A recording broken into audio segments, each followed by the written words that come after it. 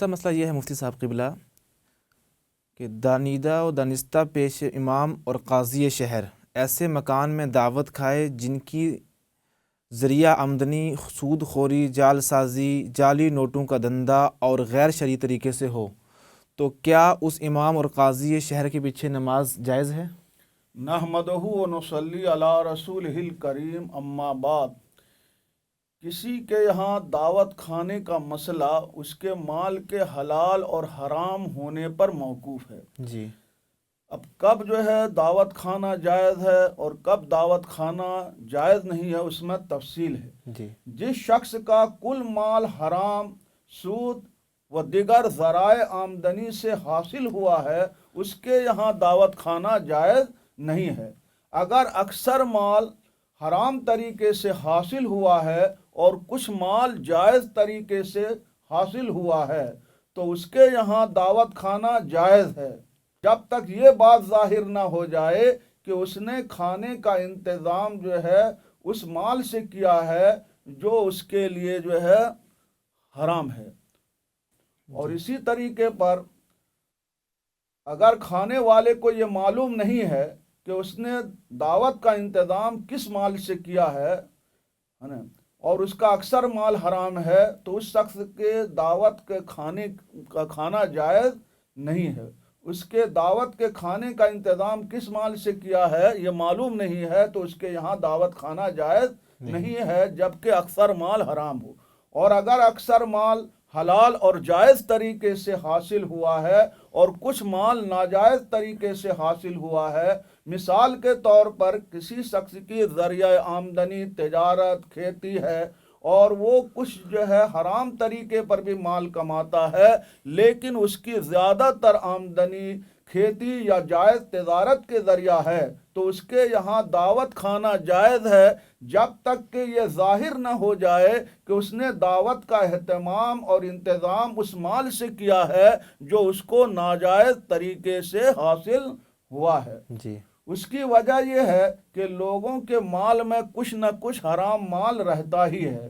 لہذا کسی شخص کے مال کے حلال ہونے، حرام ہونے کا مدار اس کے اکثر مال پر ہے۔ ہاں، اگر کوئی شخص اعلانیہ طور پر حرام مال کماتا ہے، حرام طریقے سے مال حاصل کرتا ہے، تو وہ فاسق مولن ہے۔ تقوی اور پرہیزگاری کا تقاضا یہ ہے کہ ایسے شخص کی دعوت قبول نہ کی جائے، اگرچہ حرام طریقے سے حاصل ہونے والا مال حلال اور جائز طریقے سے حاصل ہونے والے مال کے بنسبت تھوڑا ہی کیوں نہ ہو، اور وہ حلال اور جائز طریقے سے حاصل ہونے والے مال ہی سے کھانے کا انتظام کیوں نہ کیا ہو۔ اس لیے کہ اگر دعوت قبول نہیں کرے گا تو اس کو تنبیہ ہو جائے گی کہ حرام مال نہ کمائے، تو لہذا یہ نہی عن المنکر میں داخل ہے۔ البتہ اگر کسی مبلغ اور عالم دین کو غالب گمان ہے کہ وہ شخص اس کے یہاں دعوت کھانے اور نصیحت کرنے کے سبب حرام کمائی سے باز آ جائے گا، تو اس شخص کے اکثر مال کے حلال ہونے کی صورت میں اس مبلغ اور عالم دین کو شرعاً اس کے یہاں کھانا کھانے کی اجازت حاصل ہے، جی، تاکہ وہ اس کے یہاں جائے، حرام کمائی سے اس کو منع کرے اور وہ باز آ جائے گا۔ تو لہذا اکثر مال اگر حلال ہے یا حلال مال سے کھانے کا انتظام کیا ہے تو وہ مبلغ اس غرض سے اس کے یہاں دعوت کو قبول کر سکتا، کھا سکتا ہے۔ اور اگر معلوم ہے کہ دعوت قبول نہ کرنے سے وہ حرام کمائی سے باز آ جائے گا تو دعوت قبول نہ کرنا واجب ہے، یہ نہی عن المنکر میں داخل ہے۔ فتاوی عالمگیری میں ہے، لا یجوز قبول ہدیۃ الامراء الجور لأن الغالب فی مالہم الحرمۃ الا اذا علم ان اکثر مالہ حلال بان کان صاحب تجارت او زرع فلا باس بہ لأن اموال الناس لا یخلو عن قلیل من الحرام فالمعتبر الغالب قضا اکل طعامہم قضا فی الاختیار شرح المختار۔ یعنی ظالم امیروں کے ہدیہ کو قبول کرنا جائز نہیں ہے ان کے لیے، اس لیے کہ ان لوگوں کا مال اکثر حرام ہوتا ہے، مگر جب کہ ان لوگوں کے اکثر مال کے حلال ہونے کا علم ہو، اس طرح کہ وہ صاحب تجارت ہے یا کھیتی والا ہے، تو ہدیہ قبول کرنے میں کوئی حرج نہیں ہے، اس لیے کہ لوگوں کا کچھ مال حرام ہونے سے خالی نہیں ہوتا ہے، تو اعتبار اکثر مال کا ہوگا اور یہی حکم اس کے کھانا کھانے کا ہے، ایسا ہی مختار کی شرح اختیار میں ہے۔ فتاوی عالمگیری میں دوسری جگہ ہے، لا یجیب دعوت الفاسق المعلم لیعلم انہ غیر راض بفسقی قضا دعوت من کان غالب مالہ من حرام ما لم یخبر انہ من حلال وبالعکس یجیب ما لم یتبین عنہ انہ من حرام قضا فی التمر تاشی، یعنی فاسق معلن کی دعوت قبول نہیں کرے گا تاکہ وہ جان لے کہ وہ اس کے فسق سے راضی نہیں ہے، ایسا ہی اس شخص کی دعوت کو قبول کرنے کا حکم ہے جس کا اکثر مال حرام ہے، جب تک کہ وہ یہ نہ بتائے کہ اس نے اس کھانے کا انتظام حلال مال سے کیا ہے۔ اس کے برعکس یعنی اگر اس کا اکثر مال حلال ہے تو دعوت قبول کرے گا جب تک کہ اس کے نزدیک یہ ظاہر نہ ہو جائے کہ اس نے کھانے کا انتظام حرام مال سے کیا ہے، ایسا ہی تمرتاشی میں ہے۔ فتاوی عالمگیری میں دوسری جگہ ہے، آکل الربا وقاسب الحرام اہدا الیہ او اضافہ وغالبہ حرام لا یقبل ولا یاکل ما لم یخبر ان ذلک المال اصلہ حلال ورثہ او استقرضہ وان کان غالب مالہ حلالا لا باس بقبول ہدیتہ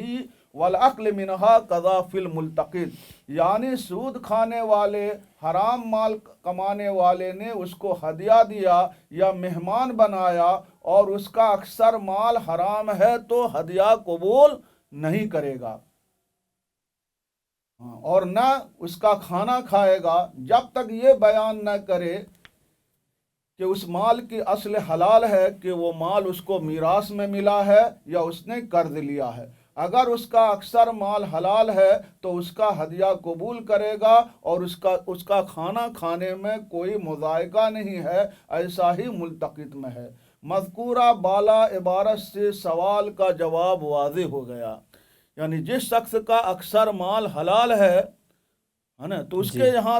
دعوت کھانا جائز ہے، اور یہ پوچھنے کی ضرورت نہیں ہے کہ اس نے حلال مال سے انتظام کیا ہے یا حرام مال سے انتظام کیا ہے، اور اگر کسی شخص کا اکثر مال حرام ہے تو اس کے یہاں دعوت کھانا جائز نہیں ہے جب تک کہ یہ معلوم نہ ہو جائے کہ اس نے حلال مال سے کھانے کا انتظام کیا ہے، یا کل مال حرام ہے لیکن وہ بتا رہا ہے کہ ہم نے قرض لے کر کے اس کھانے کا اہتمام کیا ہے، تو بھی کھانا کھانا جائز ہے، اس کے دعوت کو قبول کرنا جائز ہے، اور ایسا مال ہدیہ میں دے تو ہدیہ کو قبول کرنا جائز ہے۔ یہ تو عام لوگوں کے لیے ہے، لیکن جو منصب امامت پر فائز ہے، جو قوم کا پیشوا ہے، اس کا حکم اس سے الگ ہے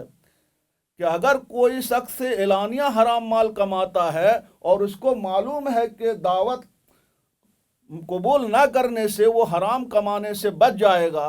حرام کمائی سے بچ جائے گا، تو ایسی صورت میں دعوت قبول نہ کرے، اس لیے کہ اس کا دعوت قبول نہ کرنا یہ نہی عن المنکر ہوگا، اور نہی عن المنکر واجب ہے۔ اور اگر معلوم ہے کہ دعوت قبول کرے گا، اس کے یہاں جائے گا، نصیحت کرے گا تو وہ حرام کمائی سے بچ جائے گا، تو ایسی صورت میں دعوت قبول کرے گا، جا کے اس کے نصیحت کرے گا۔ تو لہذا عوام میں جو مشہور ہے کہ جو حرام مال کماتا اس کے یہاں مطلقاً کھانا جائز نہیں ہے، اس کا ہدیہ قبول کرنا جائز نہیں ہے، ایسا نہیں ہے، بلکہ اس میں تفصیل ہے، جیسا کہ فقہاء کرام کے حوالے سے میں نے بیان کیا۔ لہذا آپ کا سوال یہ ہے کہ امام، قاضی اور خطیب اگر جو ہے نصیحت کرنے کے غرض سے اس کے یہاں دعوت کھاتا ہے اور اس کو معلوم ہے کہ دعوت قبول کرنے سے وہ حرام کمائی سے باز آ جائے گا، تو ایسی صورت میں اس کے لیے دعوت قبول کرنا جائز ہے، نصیحت کرنا جائز ہے۔ اور اگر معلوم ہے کہ دعوت قبول نہ کرنے کے سبب سے حرام کمائی سے باز آ جائے گا، تو ایسی صورت میں جو ہے دعوت قبول نہ کرنا اس پر واجب ہے، تاکہ ناپسندیدہ کام سے رک جائے، اور اس کو معلوم ہو جائے کہ وہ اس کے کمائی کو حرام سمجھتا ہے، کبھی سمجھتا ہے۔ لہذا امام مذکور کی حالت پر یہ موقوف ہے۔ لہذا اگر کسی امام کو معلوم ہے کہ وہ حرام مال کماتا ہے اور معلوم ہے کہ وہ باز نہیں آئے گا حرام کمائی سے اور بار بار جو ہے دعوت قبول کرتا ہے، تب اس کی امامت جو ہے جائز نہیں ہوگی. اور اگر ایک آدھ بار کھا لیا ہے تو اس کو یہ محمول کیا جائے گا کہ امام سے معذور تھا، کسی وجہ سے چلا گیا تھا، ان کی امامت میں کوئی خرابی نہیں ہے. واللہ تعالی عالم بالصواب. ماشاءاللہ، بہت خوب اظہار کرنے کے ناظرین. الحمدللہ مفتی صاحب قبلہ نے ہم لوگوں کو ایک اہم معلومات سے نوازا. انشاءاللہ ہم آپ لوگوں کے درمیان اسی طرح کی معلومات کے ساتھ حاضر ہوتے رہیں گے. آپ لوگ ہماری اس ویڈیو کو زیادہ سے زیادہ لائک کریں، شیئر کریں اور ہمارے یوٹیوب چینل کو سبسکرائب کریں. السلام علیکم ورحمۃ اللہ تعالی وبرکاتہ. سرورا شاہ کریمہ دستگیر اشرفا